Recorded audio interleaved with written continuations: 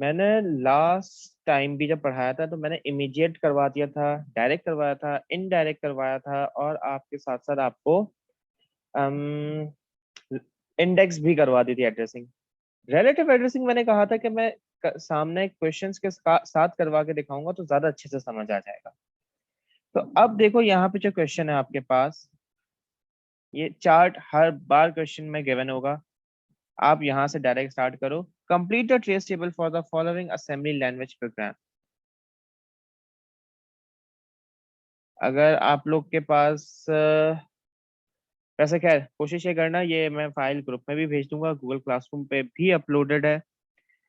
मैं ये file send कर दूंगा। तो जितने क्वेश्चन अभी करवा सका समझा सका समझाऊंगा। खुद से जब तक नहीं करोगे नहीं होना। प्रोग्रामिंग चाहे हाई लेवल की हो या असेंबली, जब तक खुद से ट्राई नहीं करोगे, अटेम्प्ट करने की कोशिश नहीं करोगे, भटक जाओगे। किसी को करते हुए देखोगे बहुत अच्छा लगेगा। खाना बनाने वाला रूल है यहाँ पे भी। खाना किसी और को बनाते हुए देखोगे, वो समझा रहा होगा, बहुत अच्छा लगेगा। खुद बनाने बैठोगे तो कंफ्यूज हो जाओगे। जब तक खुद प्रैक्टिस नहीं करोगे तब तक समझ नहीं आना।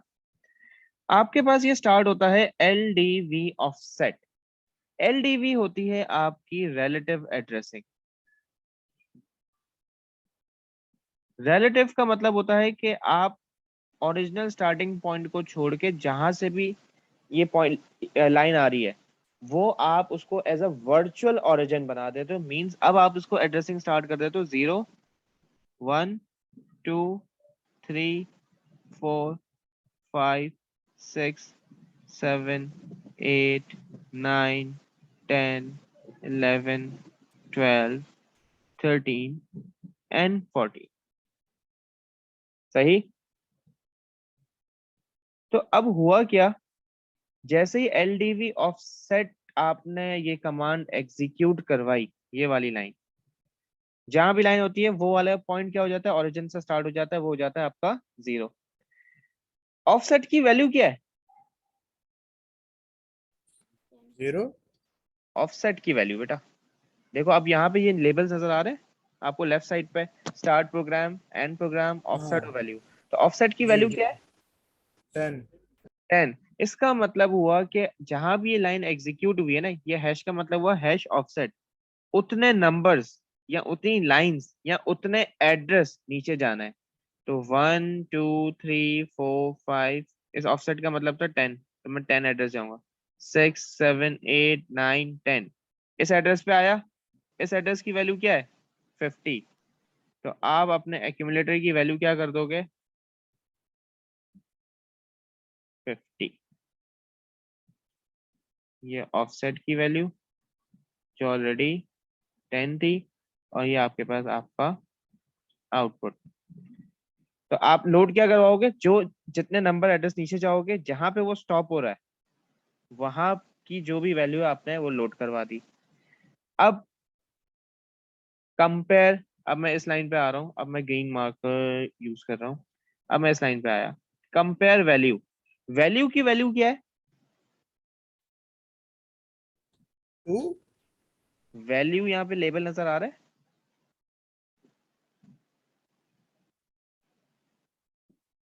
हाँ सर, वो रहा नीचे 32 है वो। वो उसकी वैल्यू क्या है? 32। क्या जो हमने कंपेयर करवाया, कंपेयर किससे होता है? एक्यूमुलेटर में जो वैल्यू होती है, सर एक्यूमुलेटर में कंपेयर नहीं 50 है करेगा। और वैल्यू की वैल्यू है 32। क्या ये दोनों इक्वल है? No sir. अगर इक्वल नहीं है तो अब आप बस आप ये वाली लाइन क्या करेगी, इसका रिजल्ट आपके पास या तो ट्रू आएगा या फिर फॉल्स आएगा। मेरे पास मेरा अभी रिजल्ट करंटली आया है फॉल्स, ये दिमाग में आपको रखना है। अब आप इधर आओ, JPE एंड प्रोग्राम। JPE का मतलब होता है jump equal, E stands for equal. क्या मेरा जंप इक्वल है? मेरा नहीं सर। कंपेयर थ्रू होगा तो ये वाली लाइन एग्जीक्यूट होगी, मतलब ये रीड होगी लेकिन एग्जीक्यूट नहीं होगी। मैं आ जाऊंगा इस वाली लाइन पे, आउच। आउच का मतलब होता है आउटपुट। 50 के अगेंस्ट कौन सा कैरेक्टर है? 32। हाँ 50 के अगेंस्ट बेटा, आपकी एक्यूमुलेटर की वैल्यू ये है ना, उसके अगेंस्ट कैरेक्टर क्या है? 2। तो अच्छा आउटपुट 2। हो जाएगा 2। यहां तक चीजें क्लियर है? जी सर। अब आपने कहा LDD ऑफसेट, मतलब ऑफसेट की जो भी वैल्यू थी वो कहाँ लोड करवा दी जाएगी, एक्यूमुलेटर के अंदर। इंक्रीमेंट INC, मतलब एक्यूमुलेटर में जो भी वैल्यू है उसमें +1 कर दो, 11 हो गया। फिर ये कह रहा है स्टोर ऑफसेट, तो स्टोर ऑफसेट का मतलब क्या हुआ, अब ऑफसेट की वैल्यू क्या हो जाएगी, 11। फिर ये इधर कहता है jump to start program, jump करके कहाँ आ जाओ, यहाँ पे आ जाओ। अगेन ये कमांड एग्जीक्यूट हुई, LDV ऑफसेट। अब ऑफसेट की वैल्यू क्या है, 11 तो मैं कितनी एड्रेस नीचे जाऊंगा, 11। 11। जब मैं 11 एड्रेस नीचे आऊंगा तो मैं पहुंचूंगा कुछ यहाँ पे, मैंने ऑलरेडी काउंटिंग पहले से इसी वजह से की थी। तो अब एक्यूमुलेटर में क्या लोड करवा दिया जाएगा, 65। 65। जब तक 50 नहीं, जब तक एक्यूमुलेटर की वैल्यू वैल्यू के इक्वल नहीं आ जाती, मतलब एक्यूमुलेटर की वैल्यू जब तक 32 नहीं हो जाती, ये प्रोग्राम चलता रहेगा। सही। सर इतना लंबा है? लंबा कहाँ है, क्या मतलब सर, इतना लंबा है? बेटा 5 मार्क दे रहा है आपको ये, फ्री के। फ्री? फ्री फिर भी सर लंबा है। ये आपको अभी लग रहा है, आप खुद से जब पेपर पे करने बैठोगे ना, it will hardly take 2 to 3 minutes। लेकिन बेटा होशियार में आके इसको शॉर्टकट में करने मत बैठ जाना, जहां इसमें तुम्हें लगा कि तुम शॉर्टकट मार सकते हो वहां तुम अपने मार्क्स लूज कर जाओगे।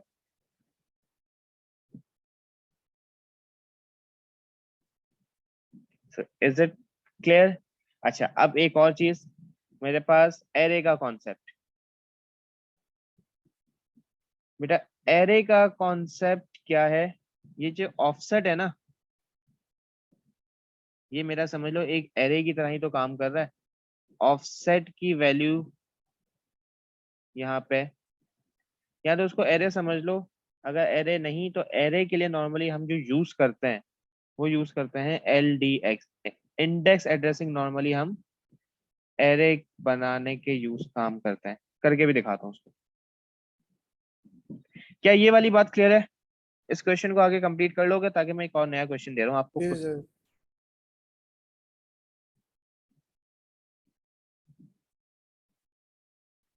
ये एक क्वेश्चन है आपका, इसको अपने पास ट्राई करो। अगर आप लोगों को ये कमांड्स याद नहीं है तो मुझसे पूछ लेना, मैं बता दूंगा। स्टार्ट।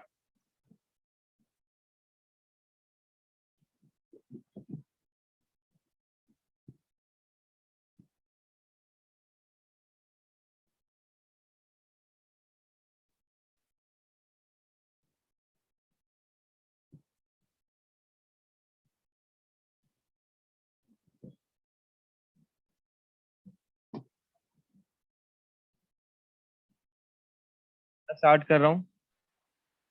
ये आपके पास आपका एक्यूमुलेटर है, ये आपके पास आपके काउंट डाउन की वैल्यू है, या काउंट डाउन को मैं सिर्फ C-D लिख रहा हूँ, count down, and this is your output.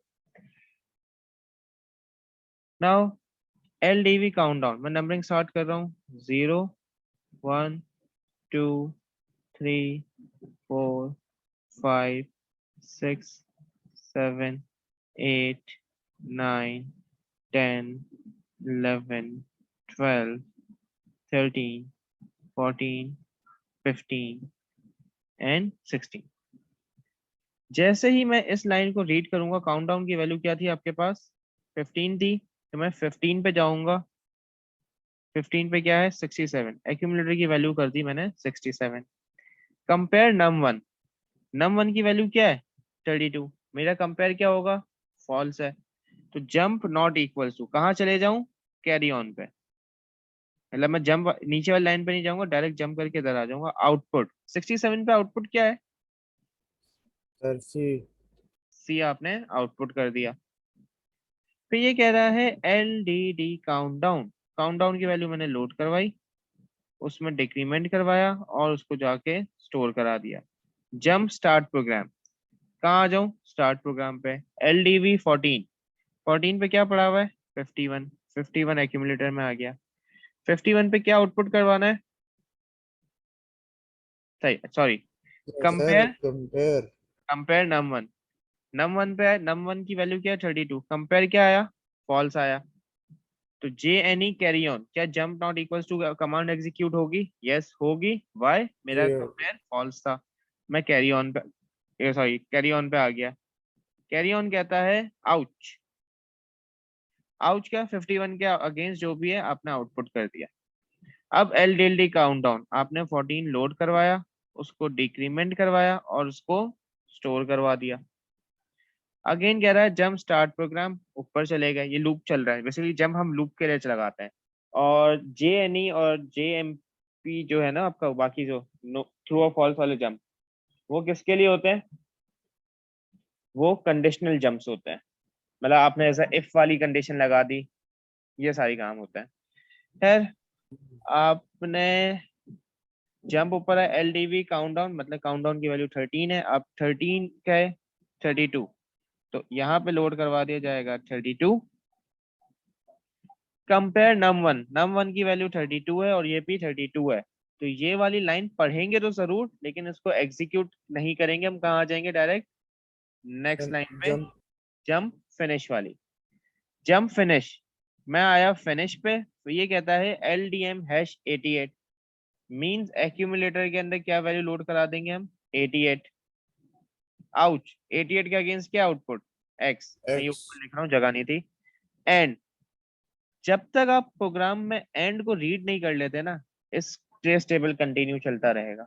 And हो गया मींस ये खत्म हो गया आपका प्रोग्राम।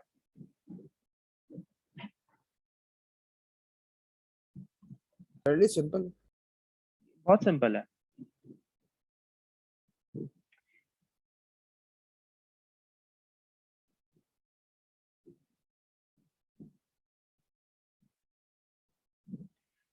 आपके पास कुछ इस तरह असेंबली लैंग्वेज लिखने को आने के चांसेस 5 से 10% है कि इस तरह कोड गिवन हो। वैसे ये A2 का पार्ट हुआ करता था कुछ साल पहले, मतलब 960 पुराने सिलेबस में। नए सिलेबस में असेंबली दोनों जगह जैसी कर दी गई है ऑलमोस्ट। तो इसी वजह से अगर ये क्वेश्चंस आप करना सीख लो, तो आई डोंट थिंक सो आपको A2 में असेंबली पढ़ने की भी जरूरत पड़ेगी। तो इस काम को थोड़ा सा पहले पढ़ लेते हैं। A programmer is writing a program that outputs a string first in its original order. क्या आपने एरे में जो भी स्ट्रिंग सेव कराई हुई है ना, आपने जो भी सेव कराया, उसको ओरिजिनल ऑर्डर में आउटपुट करे और फिर उसको उसके रिवर्स में करे। The program will use location starting at address name, name से स्टार्ट करा रहा है, to store the character in the string. The location with the address max store the number of characters that make up the string. समझ लो max के पास क्या है? Length of string है। The programmer has started to write a program in the table opposite. The comment column contains the description for the missing program instructions. Complete the program using opcodes from the given instruction set. ठीक है, अभी हमने छोटे छोटे programme लिखना सीखे, तो हमें ये आना चाहिए। क्या करेंगे? Initialise index register to 0। Index register के लिए तो हम नॉर्मली सेव करवाते थे। यहाँ पे इंडेक्स रजिस्टर में आप डायरेक्ट भी चीजें लोड करवा सकते हो। कैसे करवा सकते हो? सर इसमें हमने पूरा लिखना है। जी बेटा, तो वाली तुम्हारी क्लास खत्म हो गई बेटा। STI तो इंडेक्स एड्रेसिंग होती है। LDX। टेबल से देखना होता है। LDR, immediate addressing, load the number into 9, 9 का मतलब क्या है? Index register. वली बेटा 2 मिनट दे दोगे? मैं ये क्वेश्चन कंप्लीट नहीं कराऊंगा, बस थोड़ा समझा के रोक रहा हूँ। तुम लोग ट्राई कर लेना, नेक्स्ट क्लास से मैं करवा दूंगा उसको। तो इंडेक्स रजिस्टर में डायरेक्ट चीजें डालने के लिए हम क्या लिखते हैं? LDR और आगे कोई हैश डाल के नंबर। तो आप सिंपली यहाँ पे क्या लिखोगे? आपका ऑप कोड है LDR hash 0। Initialise count to 0, count 0 का मतलब क्या हुआ, ये वाली स्टेटमेंट कैसे करते हैं, LDM हैश 0, एक्यूमुलेटर की वैल्यू आपने 0 करी और फिर उसको आपने STO काउंट में जाके करा दिया। लोड कैरेक्टर्स फ्रॉम इंडेक्स मतलब आप क्या करोगे, LDX नेम, एड्रेस नेम से स्टार्ट करना है लेकिन इंडेक्स करके। आउट का मतलब क्या होता है, simply output. Increment index register, INC index register. अब इंक्रीमेंट काउंट स्टार्ट्स हियर, मतलब आप सबसे पहले क्या कराओगे, इस लाइन का मतलब क्या हुआ, count is equals to count plus 1। तो आप सबसे पहले करोगे LDD काउंट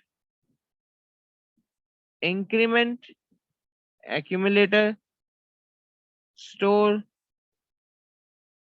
काउंट। अब इस count is equals to max, क्या सर आप, इंक्रीमेंट काउंट नहीं करेंगे? बेटा नहीं ना, आप, मैंने कहा ना हम डायरेक्ट वेरिएबल को नहीं छेड़ते या किसी एड्रेस को, हम एक्यूमुलेटर सर को छेड़ते हैं, तभी तो हमने एक्यूमुलेटर में लोड करवाया। सर ऊपर वाले जवाब में फिर किस तरह लिखा हुआ था? उसमें आई थिंक इंक्रीमेंट लिखा हुआ था। उसमें ऊपर वाले में सिर्फ इंक्रीमेंट लिखा हुआ था क्योंकि उसने कहा था कि वो सिर्फ एक्यूमुलेटर की बात कर रहा है। यहाँ पे वैसे हम हमेशा हम इंक्रीमेंट के आगे मेंशन करते हैं कि हमें इंडेक्स रजिस्टर को करना है, हम सिर्फ दो चीजों को इंक्रीमेंट कर सकते हैं, यहाँ तो इंडेक्स रजिस्टर को,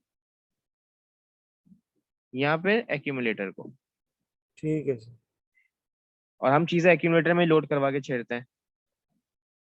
ये कह रहा है इस count is equals to max, तो क्या एक्यूमुलेटर की वैल्यू ऑलरेडी काउंट के इक्वल थी, क्योंकि हमने यहाँ पे अभी अगर देखा जाए तो एक्यूमुलेटर में काउंट को ही लोड करवाया था ना स्टोर करवाने से पहले, यही था ना। जी। तो आप सिंपली लिखोगे कंपेयर जो भी एक्यूमुलेटर की वैल्यू, क्योंकि एक्यूमुलेटर में काउंट पड़ा हुआ है, उसको मैक्स से कंपेयर कराया। अगर फॉल्स है मींस JNE, तो कहाँ चले जाए, लूप 1 पे चला जाए।